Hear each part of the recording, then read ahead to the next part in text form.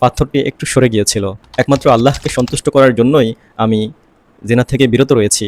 তখন তাকে আমি বিশাল সম্পদ, বিশাল পশুর পাল সবগুলো দিয়ে দিলাম।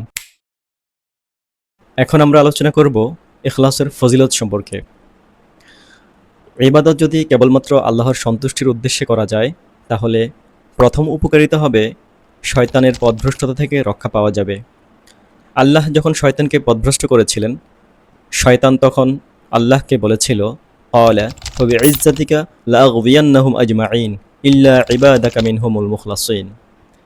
আল্লাহ, আপনার ইজ্জতের কসম করে আমি বলছি, আমি আপনার সকল বান্দাদেরকে পথভ্রষ্ট করব, কেবলমাত্র যারা আপনার একনিষ্ঠ বান্দা তাদেরকে ছাড়া।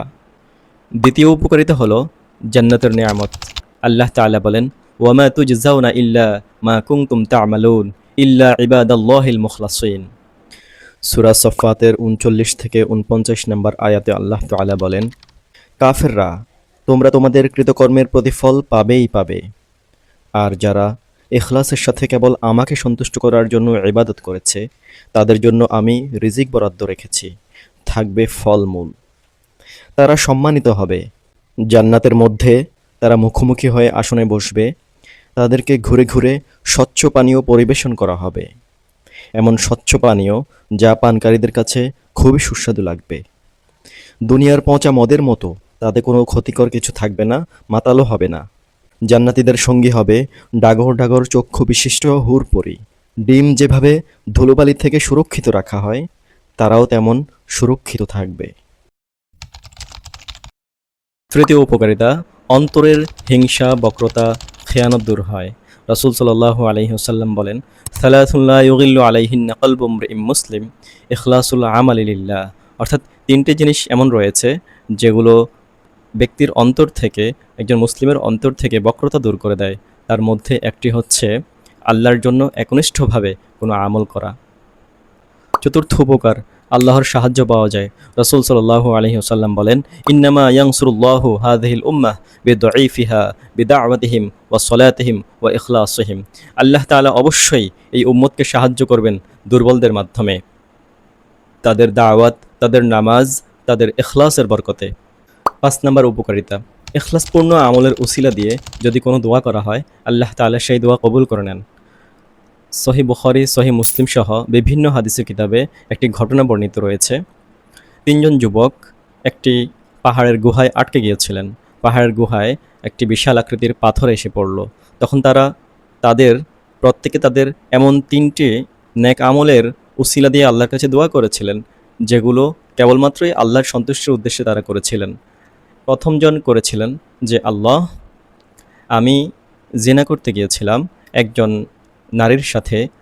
যখনই আপনার কথা স্মরণ হয়েছে, তখন একমাত্র আল্লাহকে সন্তুষ্ট করার জন্যই আমি জিনা থেকে বিরত রয়েছি। পাথরটি একটু সরে গিয়েছিল।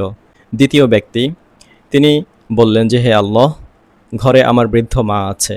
আমি কর্মস্থল থেকে ফেরার পর আমি কখনো আমার মাকে খাওয়ানো ছাড়া আমার পরিবার পরিজনকে খাওয়াইনি।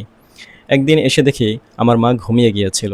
তখন আমি সারা রাত আমার মায়ের শিয়রের পাশে দাঁড়িয়েছিলাম, যাতে করে আমার মা উঠে খাবার খায়। তার পূর্বে আমি আমার পরিবার পরিজনকে খাওয়াইনি। এমনকি সকাল পর্যন্ত হয়ে গিয়েছিল।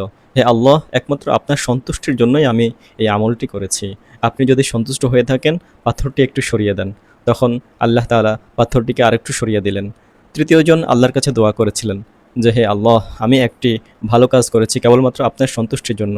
যে আমার বাড়িতে কাজ করেছে একজন শ্রমিক, সে পারিশ্রমিক নেয়নি, তাকে আমি খুঁজে পাইনি।